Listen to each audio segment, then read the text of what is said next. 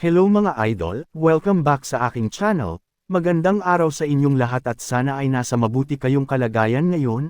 Salamat sa inyong patuloy na suporta at sa pagbisita ulit sa aking channel. Matapos ang matapang na pagpapakilala ni Garrison Virman ay tiyak na mararamdaman ng sinuman ang mabigat na kapangyarihang nakadikit sa kanyang titulo. Sa loob ng banal na orden ay kinikilala ang mga kinatawan bilang tatlong natatanging tao na nagsisilbing buhay na sandata na walang ibang layunin kundi ang ganap na ipatupad ang bawat utos ng Santo Papa. Sila ang itinuturing na pinakamalakas na puwersang militar ng buong orden, at sa kanila lamang ipinagkaloob ang bukod tanging kakayahan na humawak at gumamit sa mga sagradong sandata o banal na artifact na naiwan ng tanyag na si Saint Gall. Sinasabing ang individual na lakas ng bawat isang kinatawan ay sapat na upang pumantay sa puwersa ng isang buong kuta. Agad na pinatunayan ito ni Garrison Virman nang walang kahirap-hirap siyang magpakawala ng isang napakalaki at nakakapasong haligi ng gintong liwanag na marahas na bumulusok sa buong paligid. Dahil sa tindi ng pressure at nakakabulag na enerhiyang iyon ay napadaing na lamang ang nakabalabal na necromancer habang pilit na inilalayo ang kanyang mukha sa nakakapasong init. Mabilis na pinagpawisan ang hangal at baka sa kanyang hitsura ang matinding gulat dahil wala siyang magawa kundi panuurin kung paano tuluyang tinupok at winasak ng banal na atake ang lahat ng kanyang mga pinakawalang halimaw. Habang patuloy na nilalamon ng matinding takot ang nakabalabal na hangal ay nanginginig at pinagpawisan siyang nagtanong kung sino ba talaga ang lalaking bigla na lamang sumira sa kanyang hukbo. Sa kabilang banda ay tahimik lamang na pinagmasdan ng ating bida ang buong pangyayari habang mabilis na tumakbo sa kanyang isipan ang isang mahalagang katotohanan. Kabilang sa mga tanyag na kinatawan ng orden ay ang mismong lalaking nakatayo sa kanyang harapan ngayon ang siyang nagmamay-ari ng titulong pinakamalakas pagdating sa purong kakayahan sa pakikipaglaban. Bago pa man tuluyang makabawi ang kalaban ay kalmado at matikas na nilingon ni Garrison Virman ang ating bida. Bakas ang matinding kumpiyansa sa kanyang may peklat na mukha habang seryoso at magalang na sinasabi na hindi na kailangan pang mag-alala ng ating bida dahil tuluyan na siyang dumating upang panatilihin itong ligtas. Ngunit hindi pa tuluyang natatapos ang banta sa paligid dahil muling umalangaw ang mabibigat na yabag ng mga panibagong halimaw na nagmula sa dilim, kasabay ng kanilang nakakapanindig balahibong mga ungol ay bigla na lamang silang sumugod ng napakabilis patungo sa direksyon ng ating bida. Walang kahit anong bakas ng pag-aalinlangan sa kanilang mga paggalaw at tanging ang matinding uhaw sa dugo ang makikita sa kanilang mga dagwang mukha at nanlilisik na mga mata habang desperado silang tumatakbo upang marahas na kumitil ng buhay. Ngunit bago pa man makalapit ang mga halimaw sa ating bida ay isang malakas at nakakapasong sipa ang walang awang ibinao ni Garrison Virman sa mismong mukha ng nauunang kalaban. Kasunod ng matinding pinsalang iyon ay mabilis na nagpakawala ang kinatawan ng isang malawak at mapanirang alon ng gintong enerhiya na marahas na humawi at tumupok sa buong kawan ng mga sumusugod na halimaw. Kasabay ng walang awang pagkawasak ng mga patay ay dumadagandong ang boses ni Virman na formal na nagdedeklara ng kanyang hatol para sa mga makasalanan. Bakas ang matinding bagsik at nakakapapasong kapangyarihan sa kanyang may peklat na mukha bago niya malamig na inutusan ang mga halimaw na tuluyang magmakaawa sa kanyang harapan. Patuloy na umalangaw ang makapangyarihang tinig ni Garrison Virman habang buong bagsik niyang idinedeklara na igagawad niya sa mga halimaw ang isang binyag ng apoy upang tuluyan ng mahugasan ang kanilang mga kasalanan. Kasabay ng kanyang mabibigat na salita ay walang awang nawasak at nagtilapunan ang mga nabubulok na katawan ng mga kalaban dahil sa tindi ng kanyang nakakapasong kapangyarihan.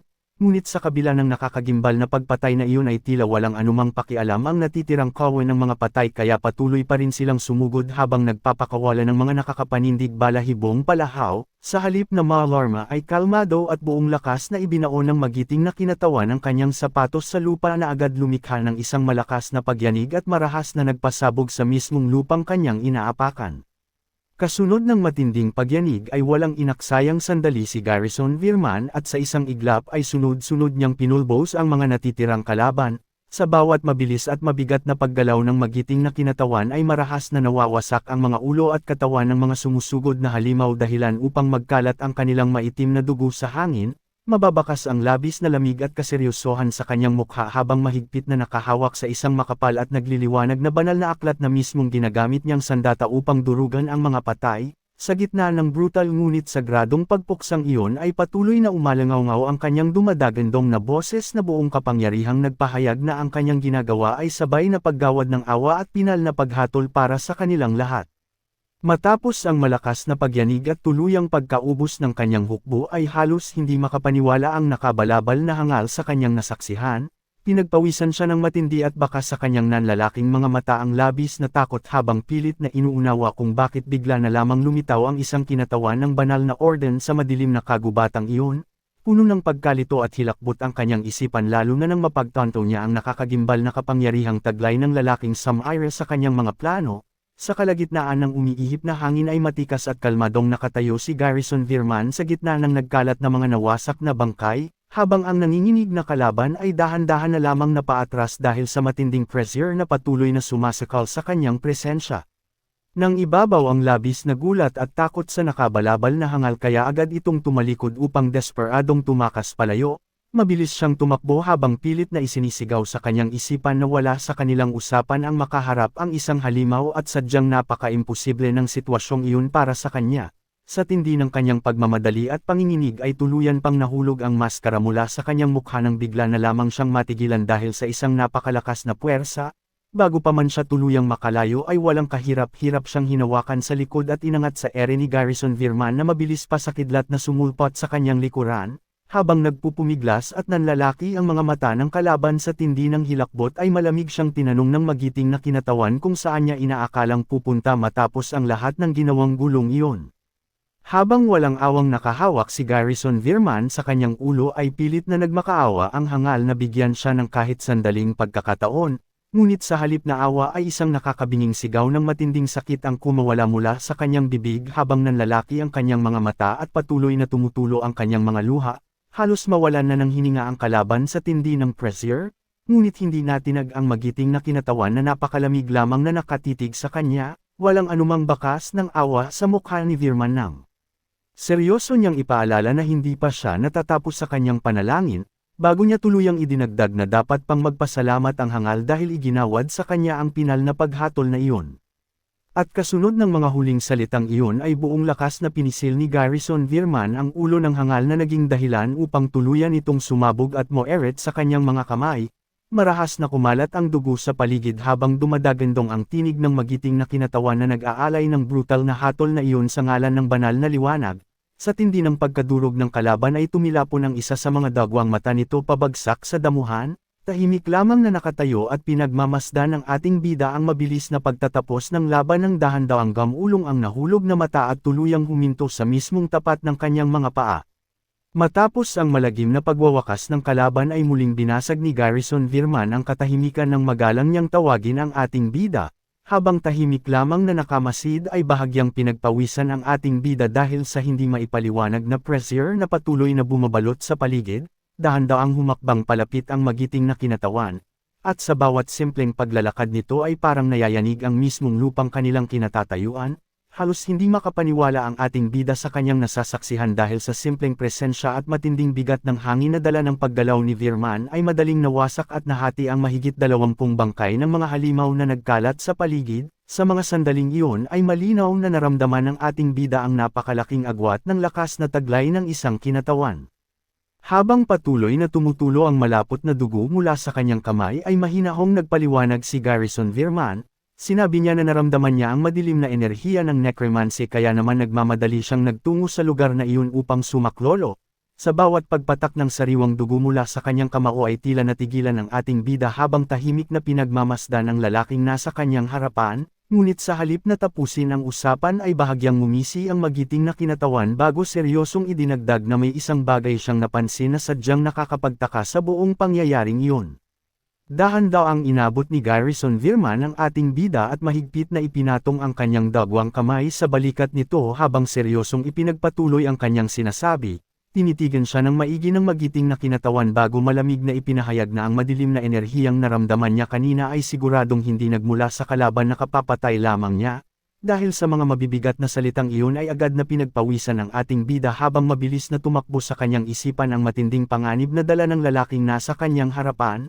Kasabay ng mas lalong humihigpit na dagwang hawak ni Virman sa kanyang balikat ay tuluyan niyang napagtanto na isang maling galaw lamang ay walang pag-aalinlangan siyang papatayin nito sa mismong kinatatayuan niya.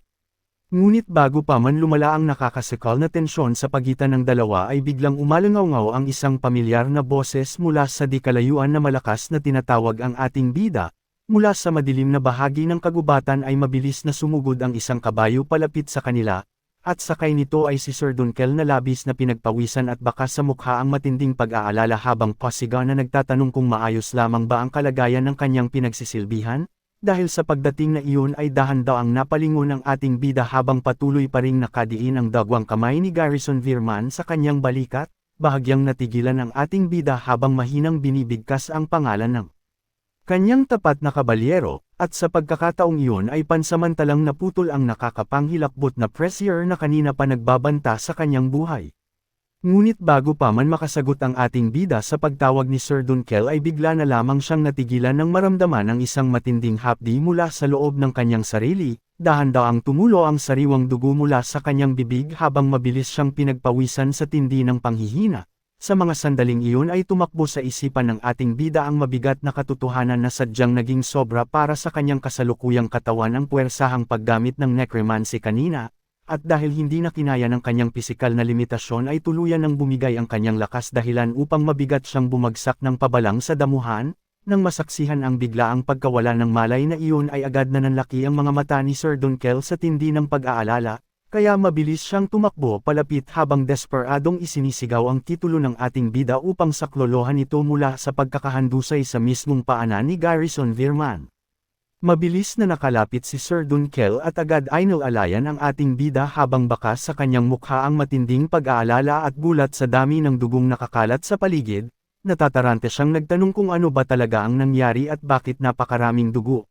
Ngunit kahit nang hihina ay mahinahon siyang sinagot ng ating bida na naririnig naman siya nito kaya hindi na niya kailangang sumigaw pa, idinagdag pa ng ating bida na tulungan na lamang siyang tumayo dahil tuluyan nang bumigay ang kanyang mga binti sa labis na pagod. Hindi pa rin mapakali ang tapat na kabalyero kaya muli itong nagtanong kung nasaan na si Dalton. Sandaling natahimik ang ating bida habang nakayuko at pinagpawisan bago malamig at direktang inamin na pinatay niya na ito, kasabay ng mabigat na pag-amin na iyon ay isang puting bulaklak na nabahira ng masaganang dugo ang tahimik na naiwan sa ilalim ng madilim na kalangitan. Kasunod ng malamig na pag-amin ng ating bida na pinatay niya si Dalton dahil tinangka nitong kitlin ang kanyang buhay ay mabilis na nakarating ang balitang ito sa kinauukulan.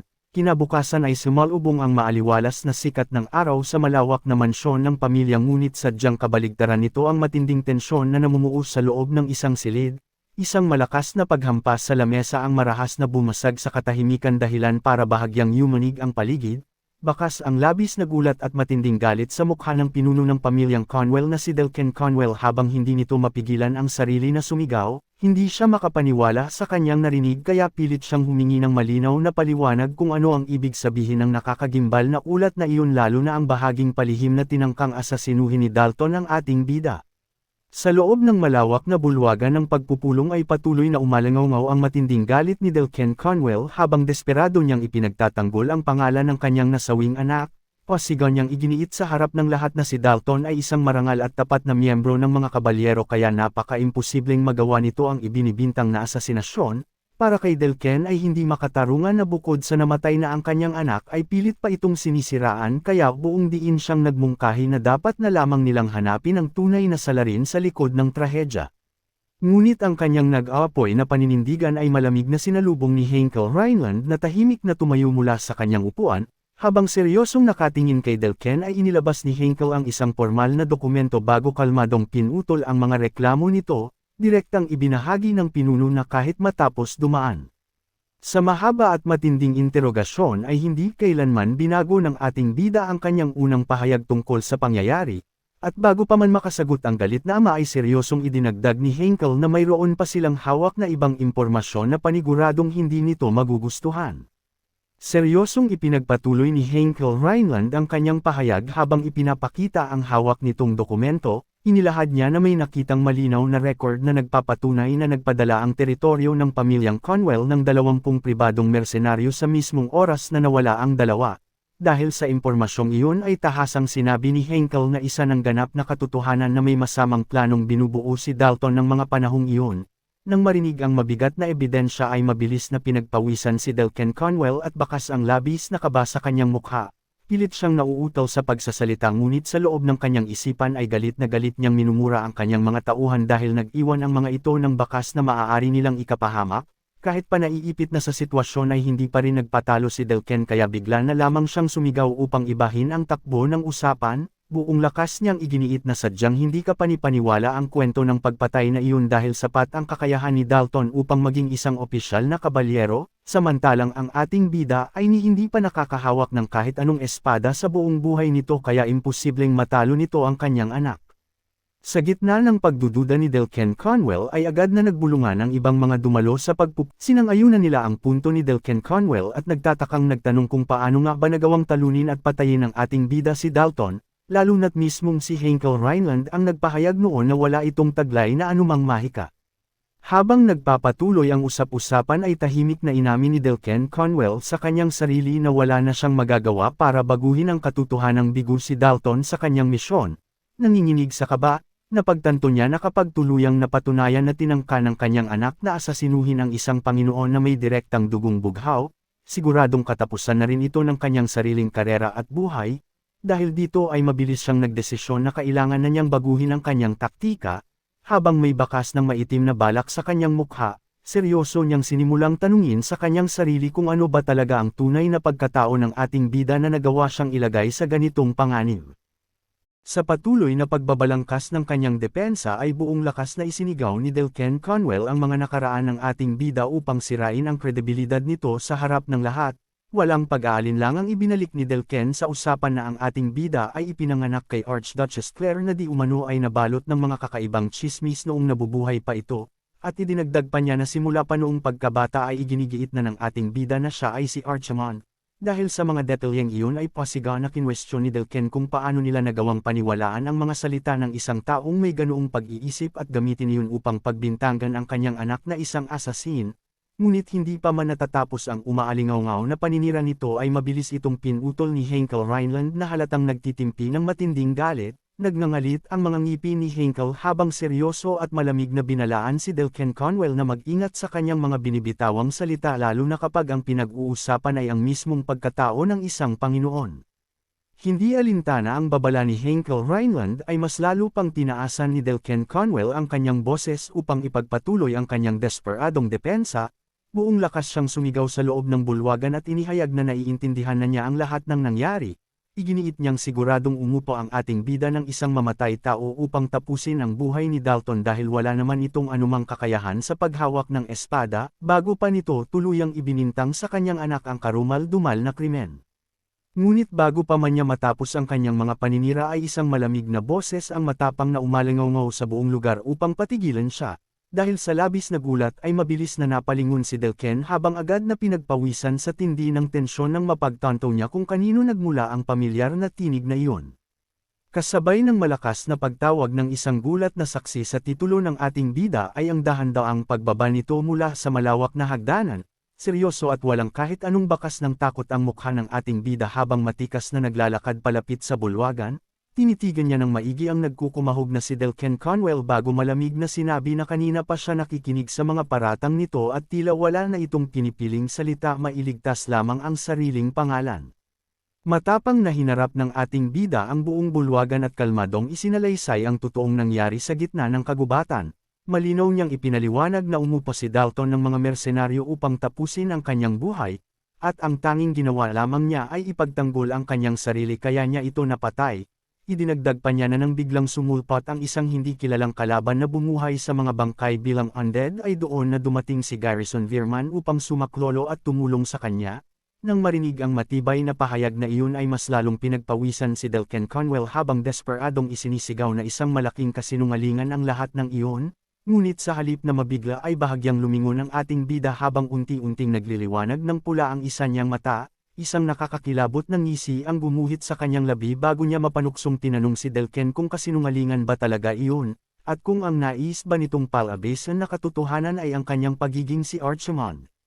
Sa tindi ng panliliit at takot ay tanging panggigigil na lamang ang nagawa ni Delken Conwell na halos hindi na makapagsalita sa kanyang kinatatayuan, samantala ay malalim na tumatakbo sa isipan ng ating bida ang isang mabigat na sumpa na binuo niya noong araw na kitlin niya ang buhay ni Dalton. habang matalim na nakatitig gamit ang kanyang nagliliwanag na mapulang mata ay matatag ang kanyang desisyon na itayong muli ang pamilyang iyon gamit ang kanyang sariling mga kamay, lalo na at itinayo ito sa ibabaw ng kanyang mismong kamatayan. Hindi na niya kayang palampasin pa na madumihan ang kanilang pangalan ng mga walang kwentang peste sa paligid. Kaya naman nakaplano na siyang magsimula sa paglilinis sa mga hangal mula sa sangay ng pamilya na ng ahas na bumangga sa kanya, ngunit bago pa man tuluyang lumalim ang tensyon sa loob ng silid ay biglang umalangaw-ngaw ang dalawang malakas na katok mula sa malaking pintuan ng bulwagan. Kasunod ng mga katok na iyon ay tuluyang bumukas ang malaking pintuan at isang kalmadong boses ang umalangaw-ngaw sa bulwagan upang formal na humingi ng paumanhin sa kanyang pagkahuli.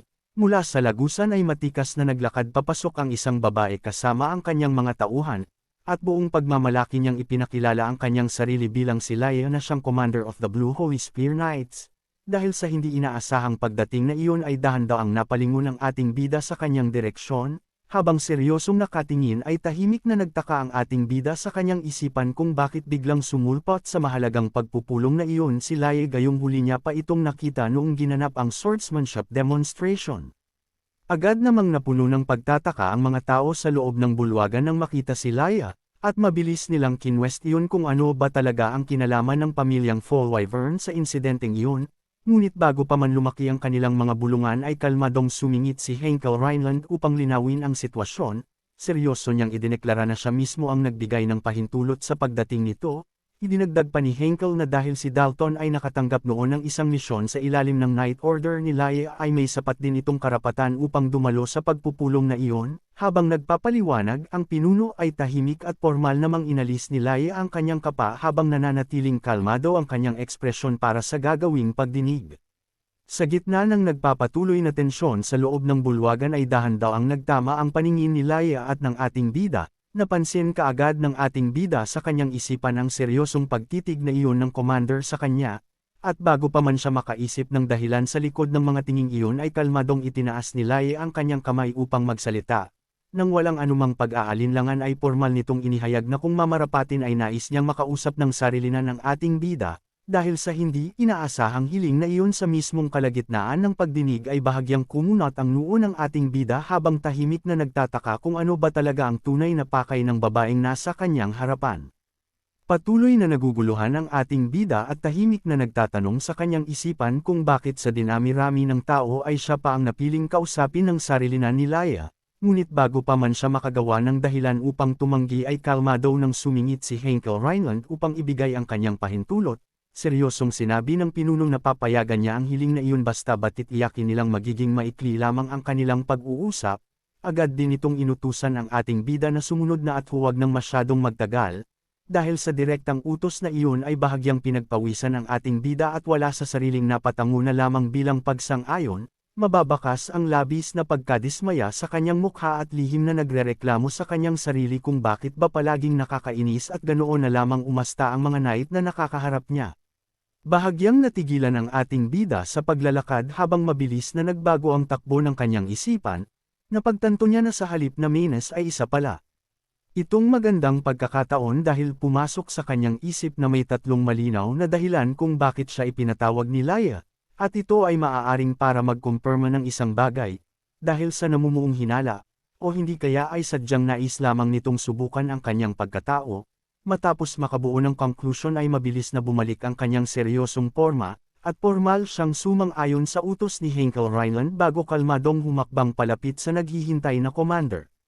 Tahimik na sumunod ang ating bida palabas ng silid kung saan naunang naglakad si Laia habang pinagbubuksan sila ng pinto ng isang tauhan. Sa kanyang isipan ay pilit niyang pinatitibay ang kanyang loob at kinukumbinsi ang sarili na anuman ang maging dahilan ng pag-uusap na ito ay hindi na iyon mahalaga.